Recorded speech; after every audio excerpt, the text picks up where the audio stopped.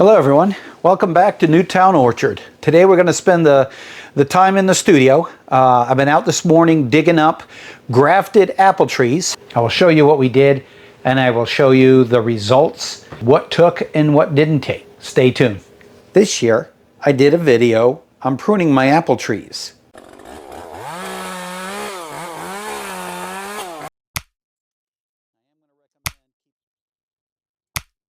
These are some of the branches that I kept from my Enterprise, and these were from my Williams Pride, two of my favorite apples.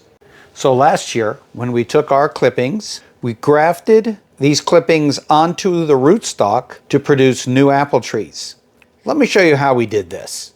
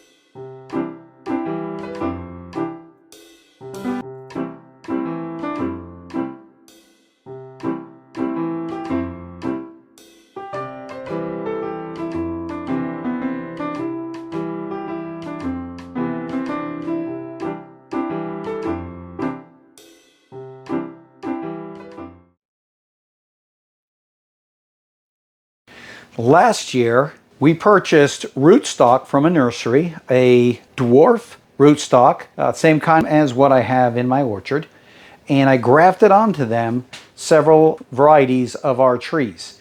Again, to propagate not only for our nursery and offer them to our customers, but also to resupply my orchard. And in some areas, we're still expanding the orchard. So we're going to take a look at each one individually. I need to prune them. I spent the morning digging them out of their beds. Now I'm going to prune them, see which ones the grafts are actually look like they've taken, and then we're going to put them back in the buckets with a medium, a moist medium, so the roots don't dry out, and let them finish wintering before we put them into either individual pots or back in the ground. So the first tree I pulled out is a Williams Pride. Again, it is one of my absolute favorite. It's a big, juicy red apple, very sweet, excellent for really everything. Juicing, pies, eating, desserts. It's fantastic.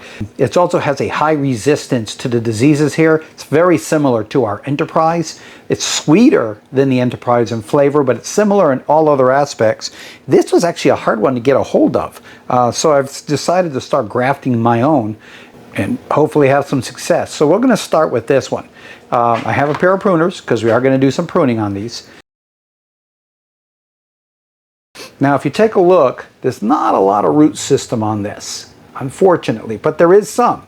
And as long as I've got some, we should be okay. And I learned that the hard way. I was throwing them away when I saw so little at one time.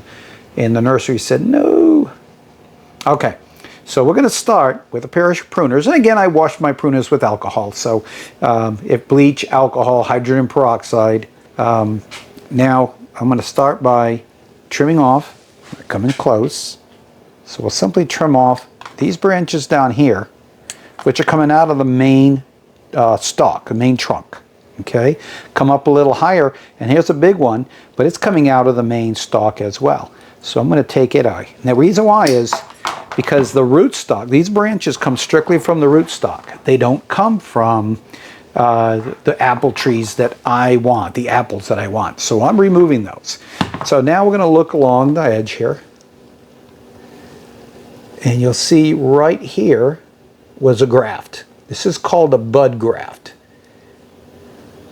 Now this one, I can't tell if it took. It's in there solid, as if it connected.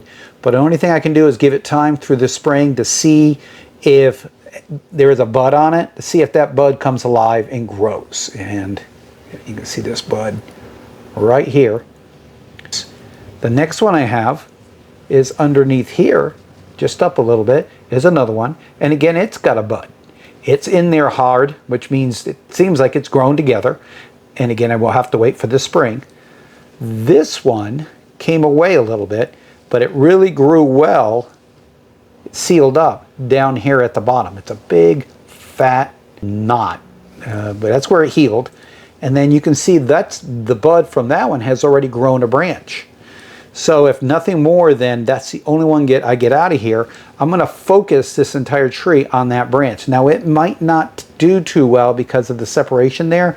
As it grows and gets thicker, it might get strong, but there's a good chance that'll always be the weak point, and therefore this tree won't do very well. So this is going to be, I actually would prefer if one of these right there. I actually would prefer if one of these took, because they are much tighter to the branch. Okay, so I pruned off all the branches that have nothing to do with that. I will put it aside and I will continue on. Coming over here is another one. So here, if you look, there's another graft right here, right on your side of my finger. And it pulled away again from the main stalk, but it does have a branch coming out. So I'm going to let that produce, and hopefully it'll become a good strong branch. But if not, on this one, I've got another one right here. Now it doesn't look too good, but it's solid.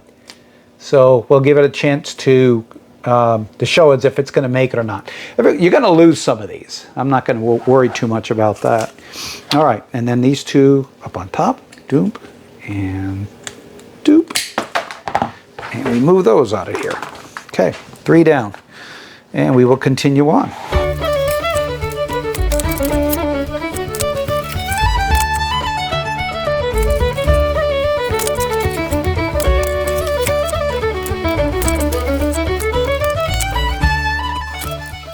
Now this one was grafted a little differently. This one had the bud graft on the side, as you can see, but up on top I did a wedge cut.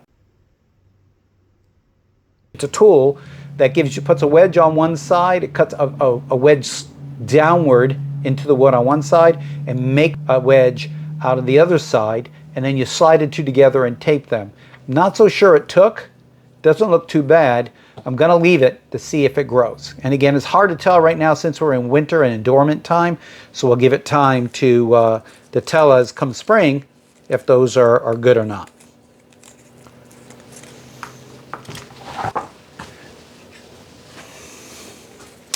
So this one has no roots whatsoever. There still seems to be life up on the top, so there's a good possibility that will grow roots and will come back. I'll go ahead and I'll trim some of these branches off. We'll try it, but again, it's still dormant season, so we'll wait till spring to see if anything grows. If not, then that's one that we will just not be successful on. But don't be afraid of losing some of your trees. Okay, that was my last Williams Pride. I've got plenty others to do. Of other varieties. Our next step on these are to mix a medium, which is peat moss and pine bark together, get it moist in order to prevent the roots on these from drying out. And I'll still keep it in the cold. It still needs to finish going through the winter, and then come spring, we'll see if those roots start to take. Once they start to grow, then I'll be able to determine which ones succeeded and which ones didn't. And then, like I said, I'll pot up some, and I'll put the rest into the ground. So that's it for this portion of it. If you have any questions, subscribe below and hit that subscribe button. Also, ask questions. We've got a few years experience and we've had a lot of success, but we've had a lot of failures. The biggest thing is don't be afraid to fail. Don't be afraid to try something new. Don't be afraid to fail, because just do it a few times, you'll be surprised on how easy most things are. That's it. Take care. You guys have a good day, and we will see you at the next video.